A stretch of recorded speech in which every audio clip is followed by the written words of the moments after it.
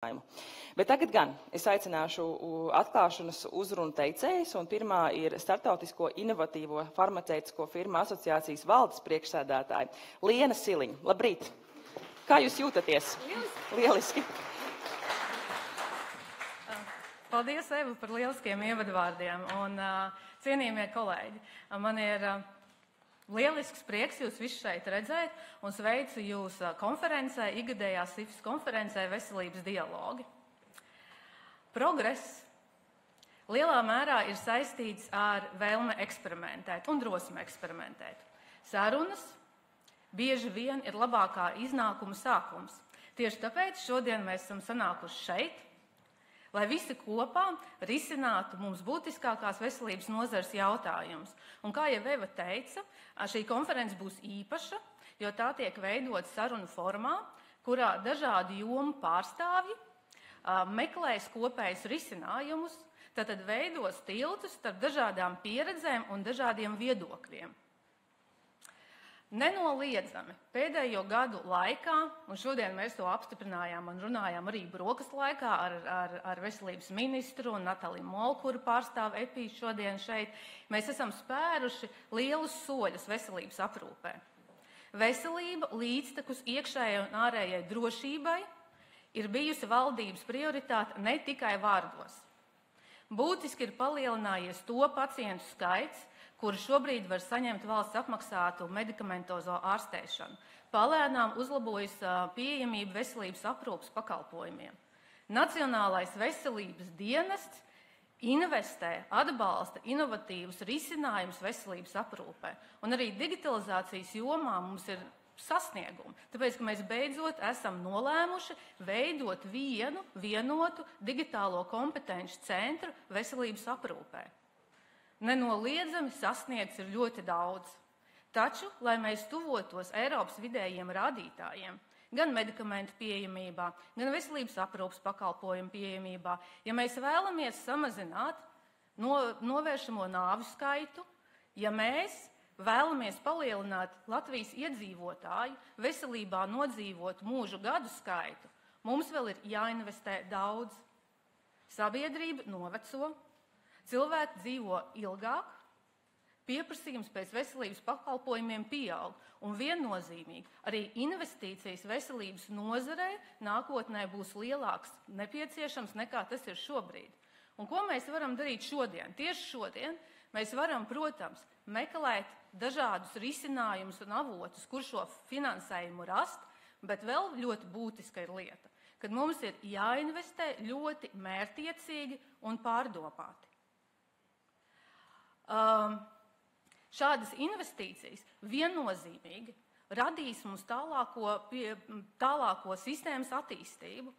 Un ja mēs skatāmies uz konkrētiem soļiem, ko mums vajadzētu prioritizēt, tad viena no lietām ir, mēs skatāmies uz primāro un sekundāro profilaksi kā kopēju veselības nozares prioritāti.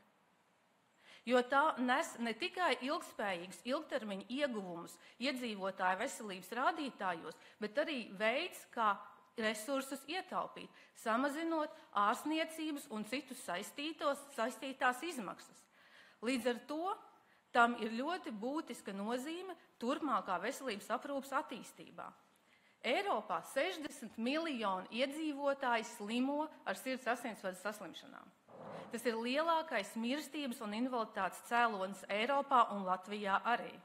Katru dienu 5000, katru dienu Eiropas iedzīvotāji mirst no sirds asinsvadu saslimšanām, kas ir milzīgs zaudējums gan tuviniekiem, gan sabiedrībai kopumā. Un pat šokējošākais ir tas, ka lielu daļu no šīm zaudētām nāvēm mēs būtu varējuši novērst, ja mēs pievērstos, ja mēs piedāvātu efektīvus un laicīgus profilakses un veselības aprūpes pakalpojumus. 2021. gadā Eiropas Savienība ir zaudējusi 2,1% no iekšzemes koprodukta tikai šo saslimšanu dēļ, tad iedomājieties, kāda šīm saslimšanām ir negatīva ietekme uz kopējo ekonomiku. Tad šis ir veids, uz kuru mums ir jāskatās tālāk. Un tieši tāpēc es aicinu pieņemt nacionālā mēroga sirds un asinsvadu saslimšanu apkarošanas plānu, kas būtu tieši vērsts uz sistēmas nepilnībām un ļoti būtiski pievērstos primārai profilaksei, tas ir samazināt sirds asinsvadu slimību saslimušo skaitu, un sekundārai profilaksei, tas ir tos, kas slimo, novēršam, samazinam slimību progresiju un komplikāciju veidošanos, kas valstī izmaksā ļoti dārgi. Tātad otra lieta, ko es gribētu šodien minēt, investīcijas inovācijās ir ekonomiskās izaugsmes pamats.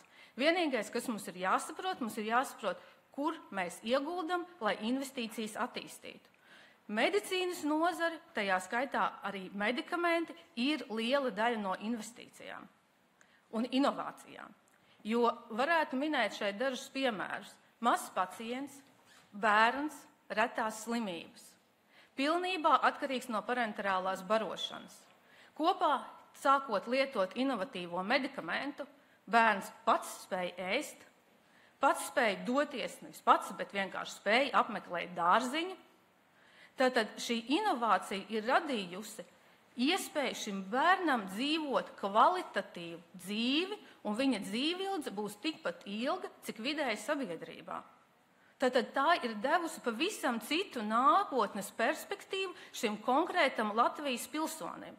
Un ne tikai ilglaicīgi, bet arī jau šodien šī ģimene, kas aprūpē šo bērnu, sajūt gan sociālu, gan arī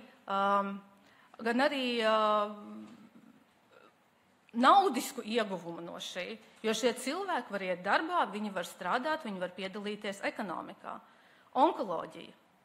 Katrs jauns onkoloģijas produkts ienākot tirgu un, protams, ja viņš ir pieejams pacientiem, vainagojas ar 3,1% samazinājumu no kopējās mirstības. Katrs medikaments.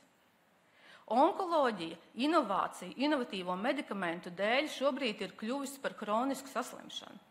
Un tad, ja mēs to diagnosticējam laicīgi un ārstējam laicīgi, šos pacientus mēs varam izārstēt. Un viņi kļūst par absolūti tādiem pašiem pilsoņiem, kas pilda visus savus pilsoņu pienākumus, tajā skaitā piedalās arī ekonomikas attīstībā, maksājot nodokļus. Tātad šis un daudz citu piemēri pierāda to, ka medikamenti ir inovāciju virzītājspēks, kas ne tikai uzlabo katra konkrēta pacienta veselības stāvokli, bet gan arī nodrošina izmaksu efektivitāti. Latvijā šeit ir darīt daudz ko, bet tās ir mūsu iespējas. No pēdējo 4 gadu laikā Eiropā reģistrētiem 167 medikamentiem Latvijā ir pieejams 31. Tātad mazāk kā 5. daļa, gandrīz 19%. Tāpēc visu mūsu uzdevums ir veicināt šo medikamentu pieejamību pacientiem, lai pacienti dzīvotu ilgāk, kvalitatīvāk un varētu piedalīties valsts attīstībā.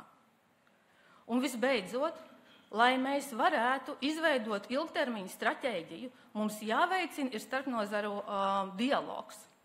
Jo tikai tad, ja mēs skatāmies uz veselības aprūpi no dažādiem leņķiem, no pacientu, no ārstniecības personāla, no labklājības, no ekonomikas, no investīciju perspektīvas, tikai tad mēs varam radīt efektīvu un integrētu sistēmu, kas nodrošina visaptverošu pacientu aprūpi. Un tieši tāpēc mēs šodien visi esam sanākuši šeit. Un Sokrāts reiz ir teicis, ka viedums sākas ar jautājumu. Es visiem šodien novēlu, lai jums rodas daudz jautājumu, bet lai mēs kopā varam rast atbildes un risinājumus Latvijas labākai nākotnei. Paldies jums un veiksmīgu konferenci!